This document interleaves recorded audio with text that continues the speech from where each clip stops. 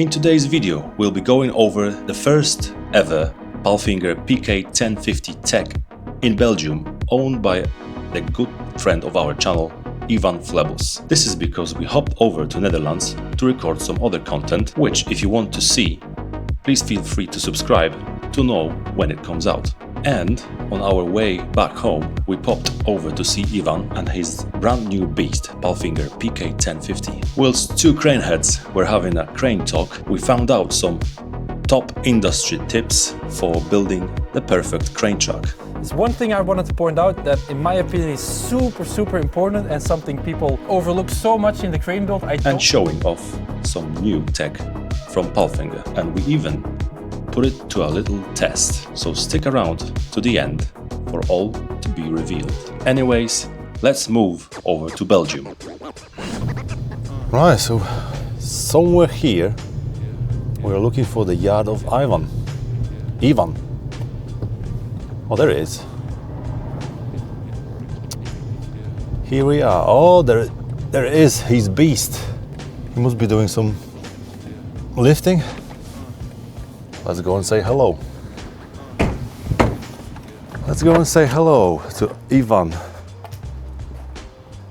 Hello, Ivan. What are you doing on a Saturday morning? Just giving the truck some TLC. Nice to meet you. Hello. Yeah, nice to see you. Yeah, it's good to see the driver looking after his truck on a Saturday. Very important part of the job, in my opinion. Yeah, I love it. Very nice. So we're gonna do some crane talk in a minute. Yeah. And then delve deeper into the insights of Ivan's operations. Look forward to it. Cool. Nice one. Stays very I like oily. this, you know, the non-slip material, yeah? There's a company in Belgium actually that does it. The company is called Vlamitaal, and grip, just for the grip it provides, and Vlammy, they incorporated their own name in it, so it's Vlammy grip, yeah. It's very popular. A lot of builders do this where they just incorporate some grit inside of the paint, but this is not the same. This is actual certificate. They fully sandblast it. Is it weight saving as well, if you just apply this instead of the wood? Well, wood is a very efficient use of weight, but the problem with wood on my other truck, it just gets so banged up with the years. Yeah, it does not look clean after a couple of years. Especially when you go, like, let's say, for example, this is the scenario that I often encountered, like when you go to the scrap yard or like a metal processing yard, when you want to get rid of the old container. Yeah. Or any piece of equipment that you're carrying to get rid of it for scrap. And when the machine takes off, they just basically they don't pick up completely, they just drag it. I have to say that you do have to baby it. Yeah. So you can see here a couple of spots, especially in the beginning when I was new to it, because I just fully jet washed it. It's not easy to scrape it off, but you can definitely damage it. Oh, like there where I put the fly jib without protection. If you try it high, you damage everything, Yeah, but this is, you gotta be careful, but when you're careful, it's great. Yeah. In my opinion, it's a great way of getting safety, and it saves a lot of time not having to put rubber mats. It works great.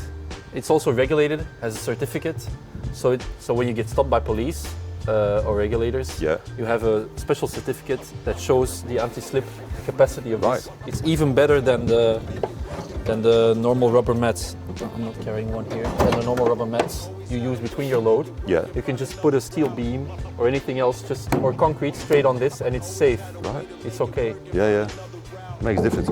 And it's first time probably I see there's no combination with, like, because some people have the combination with wood. Yes. And this is just proper. But this is interesting because I like this ideology, you know, because a lot of people, they want to have a lot of payload and a big crane and everything, and you can't have everything, yeah. So basically, you've opted because you know your work best. Yes. You deal with lighter stuff, yeah. So like containers, 2 tons or something, yeah.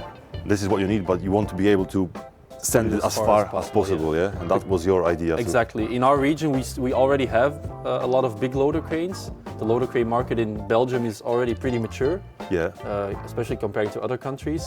But a lot of the guys that have big cranes, they don't have a large bed, because a lot of people rationalize that there's no point in having a large bed if you don't have a lot of loading capacity. Yeah. So usually the big cranes, especially the 135s, have a 3 meter, 4 meter bed because they want to do lifting in the city.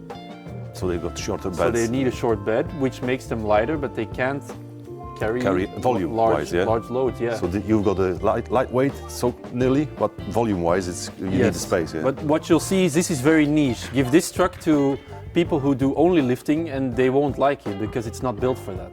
It's also not the best truck to do pure crane work. Definitely not, because it's very long. So if all you do is lifting in very tight and small streets, you'll hate this truck because it's super long. But if you want to be able to have a big crane and put a 20-foot container as far as you can without needing an external crane, because we have a trailer as well, so we can carry 2. Basically, this one was specially engineered to carry 2 20-foot containers and be able to put them as far as possible. Within regulation, lengthwise, weight-wise. You gotta be making a priority of what you want to do. Otherwise, we were very close to. So you're very specialized in what you're doing, yeah? Yes, and we were very close to ruining the build because I wanted to do too much in the beginning. When I was at the builder, and I'm very grateful for this also, I was talking about, I want to get rows here so we can put metal pipes, and I want to have more holes in the middle. I want to have special heavy you just go wild. lashing stuff. I want this, I want this, I want that. Yeah, but the problem is, putting a row here, that's 50 kilos. Putting 2 is 100 kilos. And in the beginning, we thought we were going to have around 3 tons of loading weight. But then I was like, I also want the stainless stuff.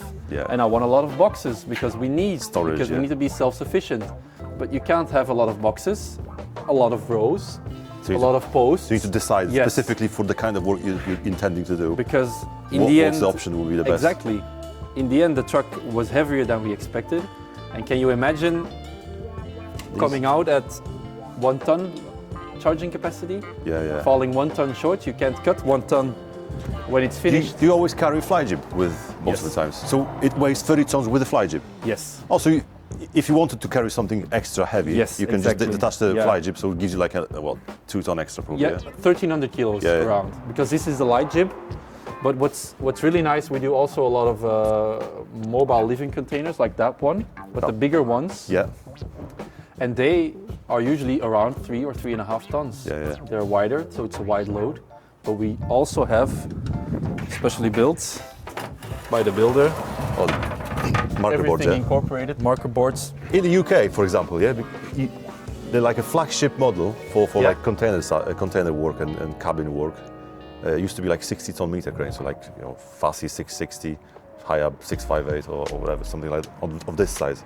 But like people say, getting to the point where the cabins either were getting heavier, so they needed bigger crane, or the customers were more demanding, thinking, can you just throw the container out 20 meters? And building sites are getting bigger, they're getting more crowded, the expectations are bigger. Bigger cranes are already more seen, so people think it's normal that a container is placed maybe not next to the truck, but behind another container, next to another container. So the demand is much bigger. Well, like I've heard from many operators, and it's my opinion as well, like the crane is never big enough, 100%. This one also is. We'll get to the point where I could do with another.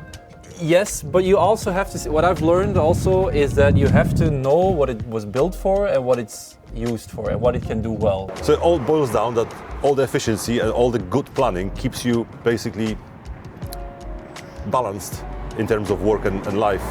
100%, we never sleep out. It just doesn't need to happen for us. All our jobs are usually, when you look at our billing, 90% is within an hour. Some drivers like to be away from home, and some drivers like to be home but I think that's to do with some other things. Maybe it's more some escapism.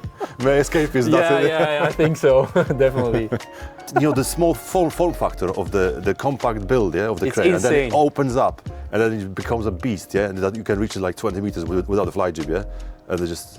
With this one it's 22 meters, 3 tons. What? Crazy. 22 and a half meters. Let's go that way, maybe. Tons. So we can change the background. And the front stabilizers, those are. What are they rated for? That's also a bit of a compromise we had to make, sadly.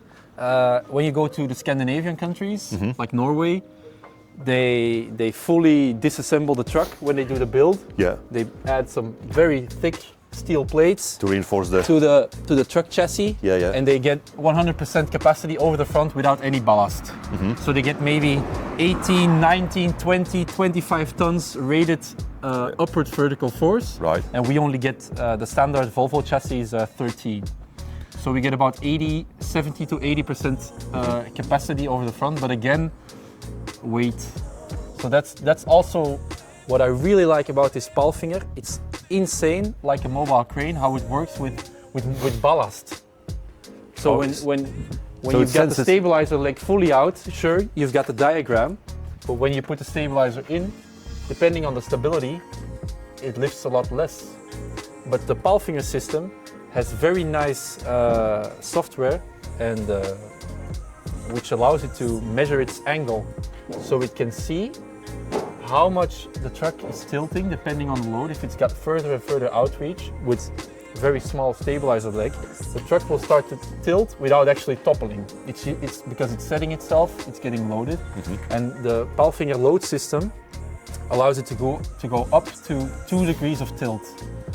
So if you don't reach 2 degrees, it keeps giving stability. It does not matter if this leg is here or if it's there.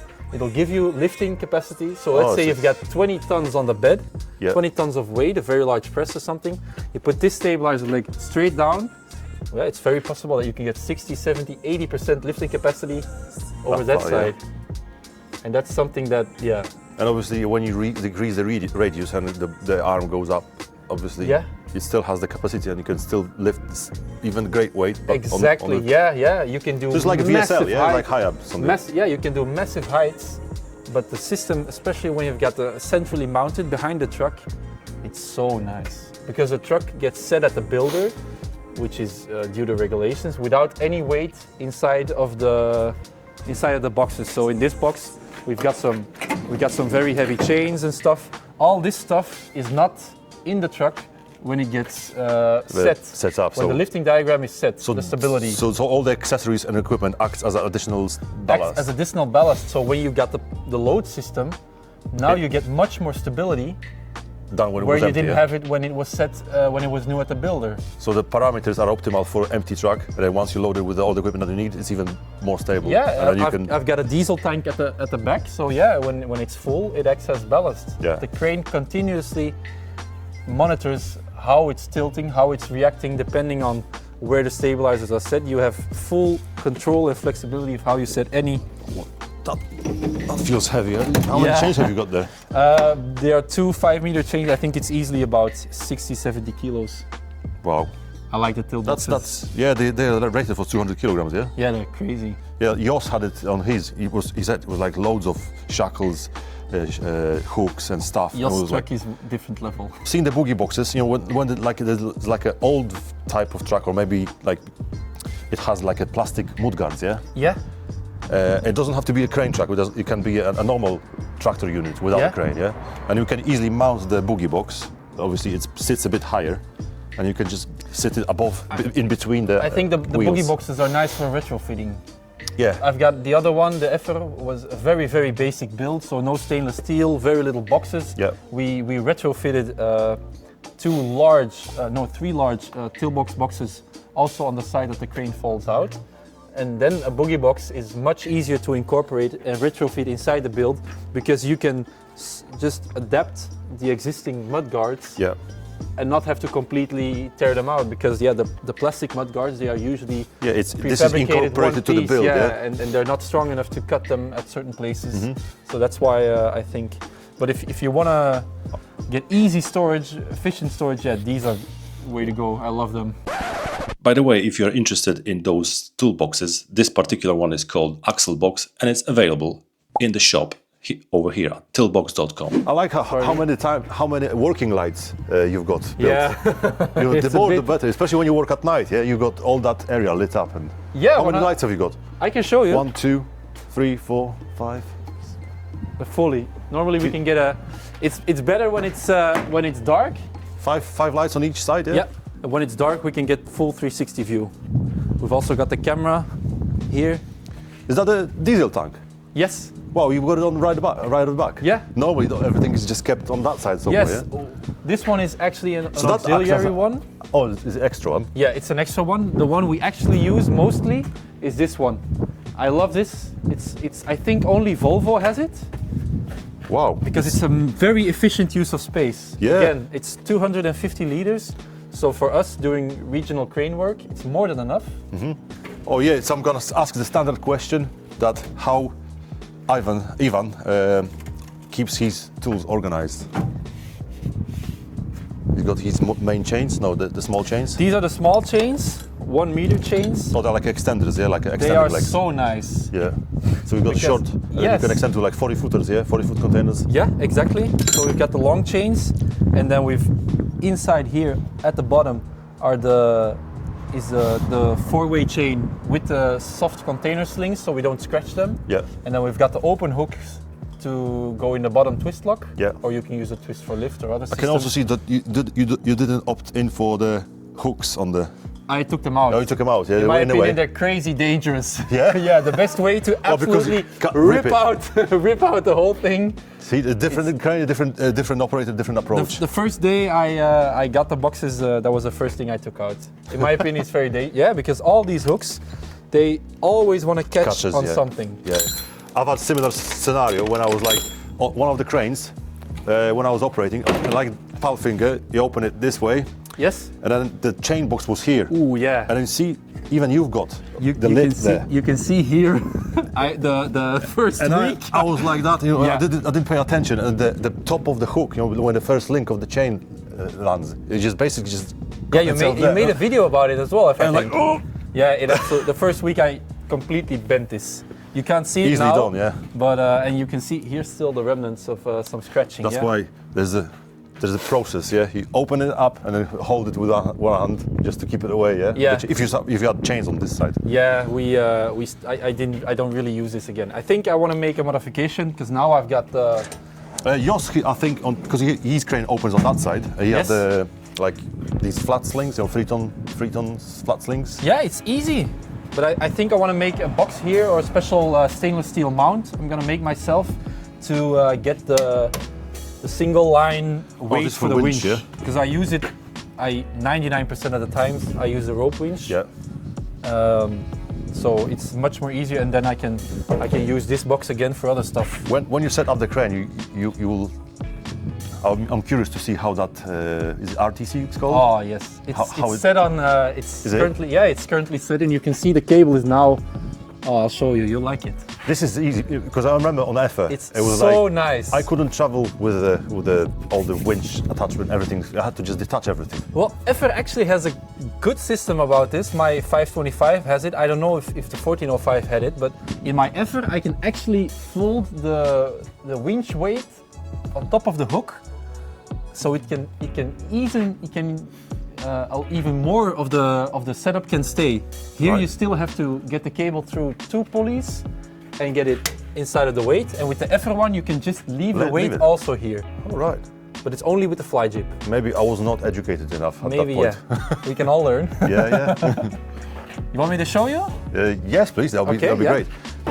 So we've pleasantly asked Ivan to familiarize ourselves with a PK1050, and we can see a little bit of operational side of his beast.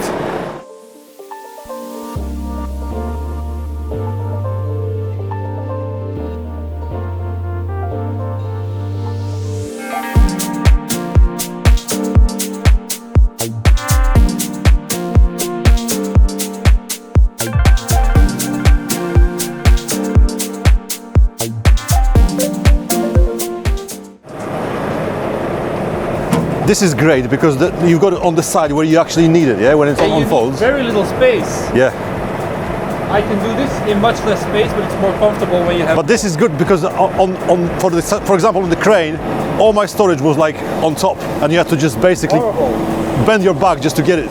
And if you got a load, you can't get to it. And that's your. Then you attach the hook, yeah. Yes, That's your single line configuration, yeah. single line, yes. And what can you lift with a single line? This one is 2.5 2.5 tons. maximum. And then we've got the hook. And this is your for the double line, double line, yeah. Can you do the quadruple line as well? Yes, but we don't have it. You don't have it. So this is very quick. You know, within like 2 minutes, and you've got it. You are ready to to lift. Yeah. Now we're ready to lift. So I've seen you've used it a few times, yeah, already on the videos. Yes, it's so nice. It's always fun, yeah, to use it rather than the standard containers and stuff, yeah. Always. Yeah. Now I've also got a way of using the double pulley. I can just put the line through the double weight, and I just attach a shackle to the bottom one. Yeah. My German friend Stefan Haas.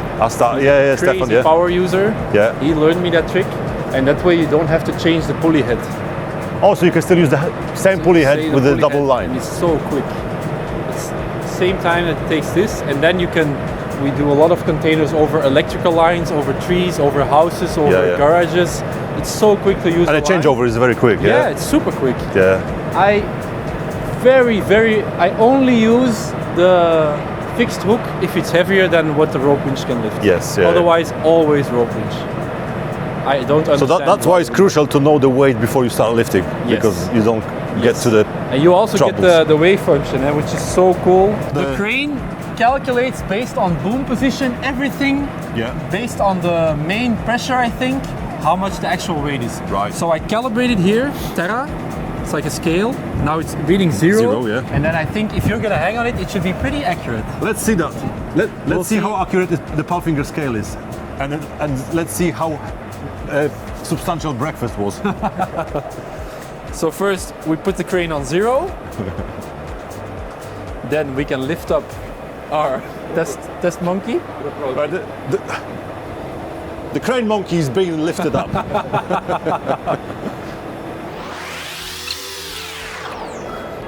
I think I have to put it in a different boom position because now it's not working. It's not? Well, there's certain boom positions, I think, when the boom is too straight, where it's afraid. Maybe you have to put it a bit flatter, yeah. 5 hours later. Let's do the test as a hook lift. I'm acting as Ivan Slinger. And I'm sure someone's gonna pick up, where's your glove, mate?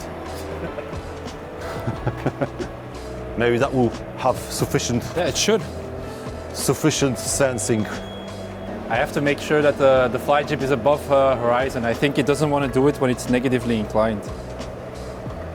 Also, it's below. I think so, yeah. Below flat, yeah. So now I did the Tara. It's at 0 kg. And now we can lift it. Is that the radius, 13.3 meters? Yes. This is what I like about this particular crane. 13.2 meters radius. And it gives you all the boom angles and stuff. Now it should do it.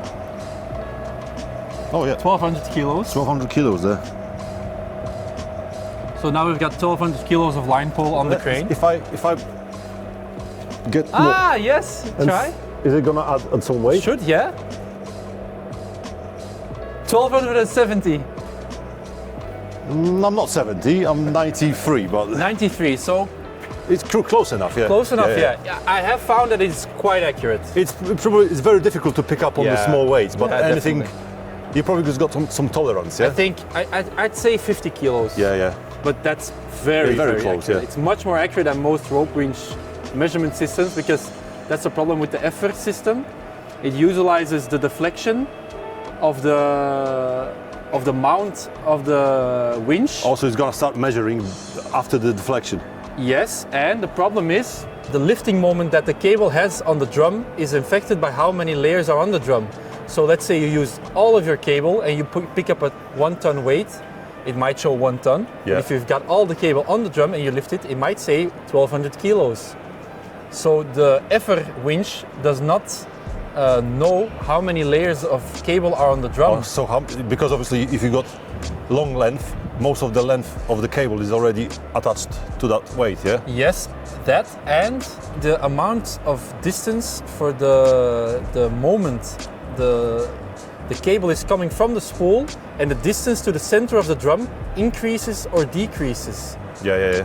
Which means the cable has less or more leverage on the drum depending on how many cable is on it. Right. Which gives an error, a pretty large one. Yeah. So let's say this winch is a 2.5 ton winch. When all the cable is on the drum, it can actually only lift 1900 kilos. when all the layers are off the winch, it can lift 2.5 tons. Because the leverage the cable has, or the leverage the hydraulic motor on the winch has, is also more efficient when there's less cable on the drum. So to put it in simple words, if the whole rope is used, the winch is stronger. The winch is stronger, yeah? Yes. And that's the full capacity of the rope, That's yeah? the full capacity of the rope If winch. you're just starting to lift and you only just release only minimum amount of rope and most of the rope is still on the drum, yes, then it's the least efficient, yes, yeah? because then the winch has the least amount of leverage. So you could say that maybe this container weighing 2.2 tons, Yeah. if you don't extend the boom, you use the minimum amount of rope winch, Yeah. maybe the winch could not lift it. But if you use much more boom, so you have more rope winch available outside and less rope winch on the drum, it could be that the winch with a single strand could lift it. I never actually, I thought it was always the same, yeah? No. I only learned this with the Palfinger as well, because now we're more close to the limit of how much we use. See, the rope you winch. learn every day, and by watching Craneformers, you've got more opportunity to actually find something new every day. That's right. I'm just gonna say, don't forget to follow Ivan's YouTube, because he's got some more task-specific lifting scenarios where you can learn more from. Yeah, definitely. Thank you. The name of the YouTube channel is FIRST Containers-CraneService. We'll just put it right now, not below the all the flashes and whistles and bells. Yeah. Is it difficult to set up? No, not Look, at this all. is the laser leveling device. I don't know what the proper name for it is. Yeah, it's a laser level, and then I've got this, and on the other side in my box I'll get the measuring stick. So this is the nice thing that we do with our containers. Let's say you want to get another foundation. We'll do a small layout here. You can simulate that these are the four corners of a container, let's say. Yeah. And they're all at different level, yeah, for example. Exactly, yeah. So you got highest corner, lowest corner, and exactly. Then what we do, the laser, when you set it up, it calibrates itself to the horizon. Right. So it makes itself perfectly horizontal.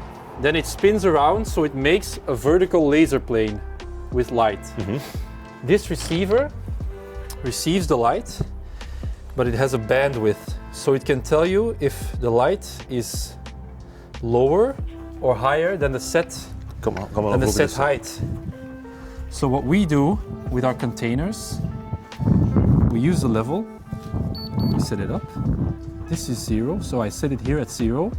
And let's say it finds that the laser line, because where the stick is, the laser line is here, it will tell me the laser line is too high. So this needs to drop to your desired height. Yeah. So first off, I calibrate it. This is the highest point. You always have to start at the highest point, yeah. Because it's easier to bring the rest up than the other things down, because sometimes you can't bring it down because there's stuff or stone or concrete. Exactly. So this one can be extended to length to calibrate it. So I take it like this. Here's a bubble to see that it's straight. It's telling me to go down, down, down, down, down. So now it's calibrated to this pad height. So this is the highest point, yeah? Yes. So we set. Let's say this is the lowest point we can, the highest point we can get, and we know that everything we can bring up to this level. Then we'll look at this, and it's it tells you beeping slow. So it's saying. Have a look at this side. Now it's telling me it's too low, so it's saying an arrow up. Take it up. And now it's saying 2 blocks out of 3, which means it's a bit. It's quite a bit. So now I can, because I set it at 0, I can slide up and see how much it's exactly. I go up like this, and now I know it's the level. 9 millimeters. Matching the other. So I take one plate. These are about 8 millimeters, but there's some tolerance. Yeah. I put this one back at 0. So now this one and this one is perfectly at the same height. And this is why it's so important with the containers, that they're nice and flat. I know a lot of guys don't agree with it, the way we do it, but it makes a massive difference if a container is correctly set, how well the doors function. Oh, the doors story is, like you say, if you put the container on that side, you can't open the door. Yeah, it has to be perfectly level. It has to be very nice. And this way is really important of doing, because let's say if you work close to the walls, they are 90 degrees to each other. Yes. And the customer wants it really close, and you've got no way to actually get in. It saves you taking the container in and out all the time. You just set it all once, put it in. Yes, exactly. And it saves you time. Yeah, You 100%. set it once, and it's done. And then you don't have to just, I think there's we need no to just guesswork, dig it. nothing. Yeah, and yeah. we know perfectly. I've always got the same measuring here, always here. I like the divider here that you've done. Yeah, this yeah, is yeah, what you've custom done. made. Yeah. Flebus special. Guys from Toolbox also liked it when they, so this is something for them to learn. Yeah, and it's so easy to make. I've got a TIG welder, so these are just TIG welded into place. And what's so nice is these are also removable. So let's say you need a space, and for example, my setup is made like this, where this box is used as a temporary storage for what I need. So these are the pulleys for the MFA jib to use the rope winch on the MFA. Yep. But let's say when I've got container work, I take these out and I put in stone tiles to level the containers. Yeah, it's very nice to have one box, in my opinion. It's important to have one box in your truck that's empty. Like floating, so you can adapt it to whatever the job needs, and you can just... Because some jobs require very special stuff, and otherwise you always have to put it on the bed, but it's not always easy to put it on the bed because you don't always have the space. And now you've got one box that can be used for anything you like. See? That's adaptability. Yes, 100%. I like the way if you can't make it perfect, make it adjustable. And it just helps you to be neat and organized even more. We've got our spray cans. This we use for marking the corners. And then we set the tiles. So you can also watch in the videos. Every time I do exactly the same workflow. I know the measurements out of my head. And it takes you less than 5 minutes to set it right. And then you know there's no guesswork, like you said. You only just pick the container, put it in the right place. 100% you know the door's working. Yes, exactly. The touch changed, off you go. 100% sure on an uneven surface like there, where it's just gravel, I can put down a container that's perfectly level much quicker than someone who doesn't have the laser. Sometimes working per hour is not not needed, because sometimes efficiency and the perfection, no time wasted, basically. Yeah, exactly. They should be paying you for the expertise. For the job, yeah. For the job, true, not for the hour, because the quicker you do, the less you earn, yeah? Yeah, the more jobs you can do, though. That's another thing. What I like about Ivan is he's only 24 years old, and his knowledge is mind-blowing. You know, I had a lot of mentors, I have to say. This didn't come from myself. I learned so much from colleagues, all from colleagues. A lot of the Dutch guys, especially with the build, Eldert, as I mentioned before, was a massive inspiration for our build, and just a lot of older guys who were willing to teach me and were willing to teach. And you were willing to listen, yeah? I That's think the main thing. The biggest part of advice or piece of advice I'd give to young people that want to get into the industry is just keep your ears open and be motivated. That's all. Then everyone wants to teach you everything. You just gotta want to learn. You get a stamp of quality of Craneformers, yeah? Thank you, Greg. One thing I've noticed also, there's like little small mystery box that's a different size. And could you expand on that? What's the reason behind this small box? It's fun-sized. Fun-sized? Yeah. This was a bit of an oversight on my part. When we did the build, the idea was that we would have a large bottom place for our lifting slings, or as we use it now, the rope pulley weights, and that we'd have a also decently sized one here for other stuff.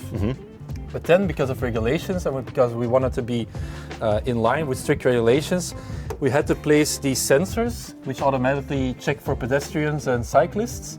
And that meant that I didn't account for this space, so we had to adapt the box, and that left us with this very small. It's like a maybe the holiday fund box or something. Yeah, or maybe I could put some snacks in here or some drinks. I'm not sure.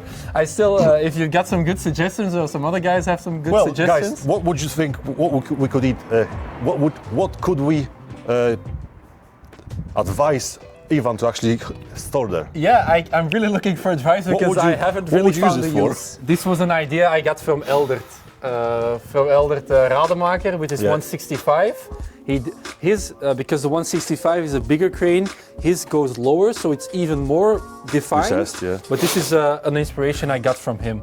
Also, the location of the boxes here and how they lay them out with the large drawers was also a big inspiration from Eldert.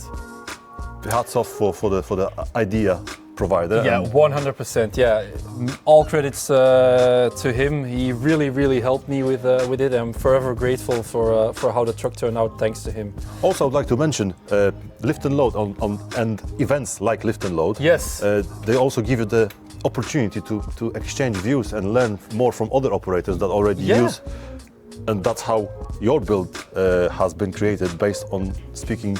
I couldn't agree more. Other... Speaking and meeting people from lift and load, seeing their truck, seeing the operator behind the truck, getting to know their workflow, ideas, what they do. Yeah, exactly. There's one thing I wanted to point out that, in my opinion, is super important, and something people overlook so much in the crane build. I don't understand why. Is that you need the boxes on the side where the crane folds out. So many people put large drawers of boxes on the opposite side because that's easiest, or that's where maybe there's place because of air tank placement or anything else. But we on this build actually had the battery packs and the air tanks disconnected and moved to the other side, because the crane folds out here, because you always need the minimum space here for the crane boom. So you might as well work on this side. Yeah, so it's easy accessible, yeah, and it's adapted towards the side of whichever the side the crane is opening. Yes, absolutely. It's so important that you put the storage of the crane, or at least the stuff you need for lifting, most of it on the side where you're lifting. So Ivan, tell me, what do you hide behind this big plate of steel?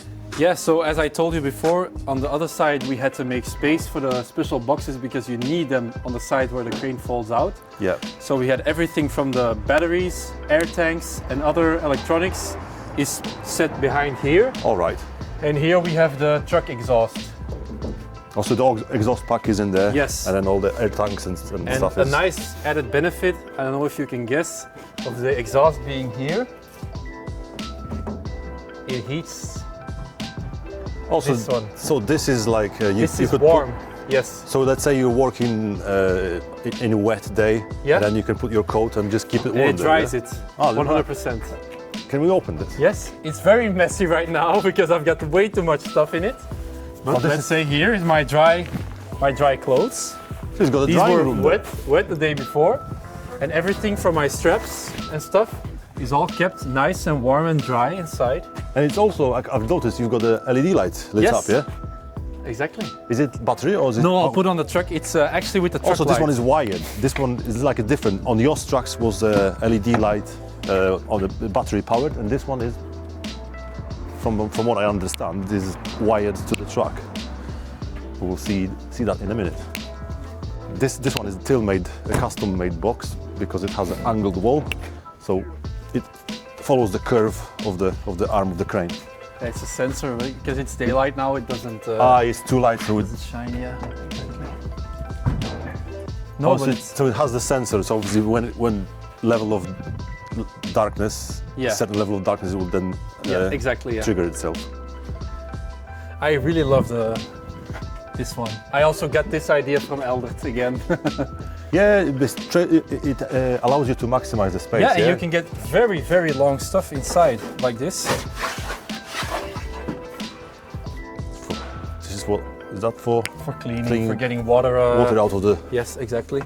So because this tool storage is diagonal, you have a lot of possible length. Otherwise, if you would want to fit a straight box in, you would lose a lot of space. Mm-hmm. So I'm still going to put some hooks here and do it like with the other boxes, some custom made stuff, but I haven't got around to it yet. I think this box you'll really like. Oh, this is additional for building up the pads, yeah? Yeah, and to have very long and very low ground pressure. That is a long. Some people in the UK, they probably use. Is that a full width? No, it's not full width, but it goes the side next to the chassis and the length or the width of the chassis. Some people would use that space for ladders, but like you said, these I use every day, especially when you need to set up the crane on soft ground. Yeah. These stabilizer and the size of the crane, you really need some extra mats. Very cool. Adapted for custom needs. Yeah. The cones are very important, especially when you work and you don't want to close the whole street. Oh, sorry. You want to just use the half of the lane open. So you basically surround yourself with cones because, as we know, people are blind. Doesn't matter how big the truck is and how many flashing lights you've got, you still have to put the cones in because apparently they're more visible than the truck itself. Yeah, so here we got a stainless steel pin. And this space is not utilized otherwise, so in my opinion, it's perfect to put all of your cones. Provided you're tall, like, you know, you're a tall guy. Yes. And it's easy for you. Yeah. Imagine the guy who's like this side. You need the ladders. Yeah, but I don't have a ladder, so that would be a problem. And also, in my opinion, a very large added benefit because of my workflow, because the crane folds out on the other side. Usually we'll position the other side towards the work. So you need the cones on this side anyway, because you always usually put the cones on the side where you're not working. Yeah. So that is a very big benefit because they're already on this side, so it's very low effort to put them down. Yeah, it makes the likelihood that you're gonna use it on this side is greater than that, because obviously you want to position the crane on the opening side, on the lift, on the side that you are lifting. Yeah. Exactly. Yeah. But it all depends. Sometimes you have to do the opposite It depends, side. Yeah? but usually in 80% of the time I have a very big time gain because the cones are on the side where I need them, and my lifting stuff is on the side where I need them. So again, what's the rule that it's called 80-20? What's the specific name for it? You get 80% of the benefit with 20% of the effort. Yeah. And the other 20% benefit. Well said. Yeah, you need 80% effort. For those interested in organizing your tools and accessories neatly, tune in next week as we have dedicated the whole episode just for this purpose. Just a side note, sorry for being absent for 6 months. We've been working hard on planning our content and restructuring our operations, which needed a lot of clear thinking and refocusing attention. But now we're back in full force. We promise to upload every 2 weeks. Although it will be less frequent than previously, we promise that each video will be more interesting, full of information, geographically diverse, longer and higher quality. However, we're going to break this rule straight away, because the next video will be uploaded next week, and after that we'll have a 3-week break to prepare for another video, so stay tuned. And for those who have gotten this far, we thank you for staying with us and see you in the next video.